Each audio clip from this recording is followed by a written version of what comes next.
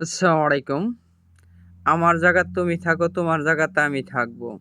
কারণ আমার জায়গাটা এখানে কাজ কইরা টাকা উপার্জন করা বাঙ্গা যে কি কষ্ট। আর তোমার জায়গা যদি আমি থাকি, দেখা গেতেছে তোমার ভাইয়ে কামাই করতে, তোমার ভাইয়ে কামাই করতেছে, তোমার বন্ধু কামাই করতেছে, অনেকেই কামাই করতেছে। তুমি সেই টাকাটা ভাঙতেছো, কোনো দুঃখ দরদ পাইতেছো না।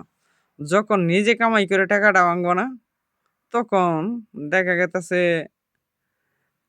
১,০০০ টাকা কামাই করলা, ২০০ কি ৳১০০ বাংলা। এটা বাঙ্গা বলে না। এটা যদি তোমার বাবার, ভাইয়ের, বন্ধুর কি আত্মীয়স্বজনের ক্ষেত্রে হতো, তবে তুমি ফুল টাকাটাই ভেঙে ফেলাইতা।